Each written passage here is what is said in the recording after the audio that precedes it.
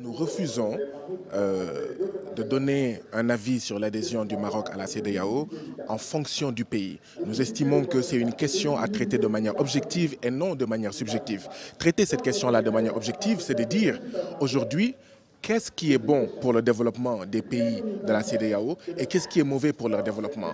Or, au niveau du front anti-AP, anti-CFA, nous estimons que le libre-échange n'est pas bon pour les pays de la CEDEAO.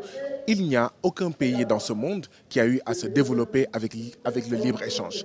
Donc, si l'intégration avec le Maroc, c'est pour appliquer le libre-échange, ça sera pour renforcer le sous-développement de notre pays dans l'intérêt, en fait, des entreprises marocaines et non, en fait, dans l'intérêt des pays de la CEDEAO. Nous pensons qu'en matière d'intégration entre les pays, il faut privilégier la solidarité et la complémentarité et non la compétition et la concurrence. Privilégier concurrence et compétition, c'est privilégier l'avantage d'une minorité, d'une poignée, au détriment en fait du bien-être de la majorité. Regardez en fait les autres modèles d'intégration. Vous avez vu la zone euro? C'est à l'avantage de l'Allemagne principalement et accessoirement en fait de la France, mais au détriment de pays comme l'Espagne, l'Italie ou la Grèce. Regardez en fait, il y a eu une zone en fait d'intégration entre les États-Unis et en fait une partie de l'Amérique du Sud, mais tout le monde a vu que cette intégration-là, c'était surtout dans l'avantage en fait des États-Unis et peut-être du Canada et pas forcément dans l'avantage de la Bolivie, du Venezuela, etc. C'est d'ailleurs la raison pour laquelle des pays comme Cuba, Venezuela, Bolivie, même le Brésil dans une certaine mesure, ont essayé en fait d'encourager une autre zone en fait d'intégration économique différente en termes, enfin sur les bases différentes en fait des zones économiques mises en avant par les États-Unis. Donc ce n'est pas forcément, d'accord, un avantage pour les pays en fait de la CEDEAO parce qu'on a vu en fait d'autres expériences. Mais le problème justement,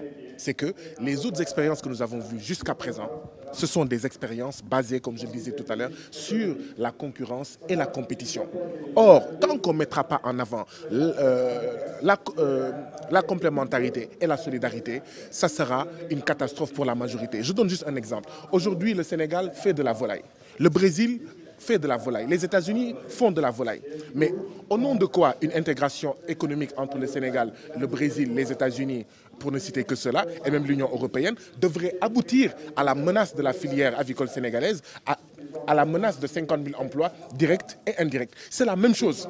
C'est la même chose. Est-ce que une intégration entre le Maroc et la CEDEAO, c'est pour que le Maroc complète ce que nous n'avons pas? C'est pour que nos pays complètent ce que le Maroc n'a pas, ou c'est pour que là où nous avons des choses et que le Maroc a des choses, que le Maroc vienne nous concurrencer et comme le Maroc est beaucoup plus compétitif, vienne tuer nos petites et moyennes entreprises. Je rappelais tout à l'heure que dans un pays comme le Sénégal, quand vous avez un taux de mortalité de 64% de vos PME, d'accord, quand vous décidez d'intégrer le Maroc, il faut réfléchir. Quand vous décidez d'intégrer la Tunisie, il faut réfléchir. De la même manière que nous étions contre les accords de partenariat économique, parce que nous estimons que les accords de partenariat économique entre l'Union européenne et l'Afrique de l'Ouest, c'est comme un combat entre Yaoundé et Bombardier. De la même manière, nous estimons que entre nous, Africains, c'est pas parce que nous sommes noirs, c'est pas parce que nous sommes africains que nous devrions accepter les mêmes principes. Ce sont les mêmes principes qui valent autant pour l'Union européenne qu'entre nous. Le libre-échange entre des combattants, entre des économies qui ne sont pas égales, entre en fait des petites et moyennes entreprises qui ne sont pas d'égale force, ça aboutit toujours à l'écrasement de la plus petite économie, à l'écrasement des plus petites et moyennes entreprises.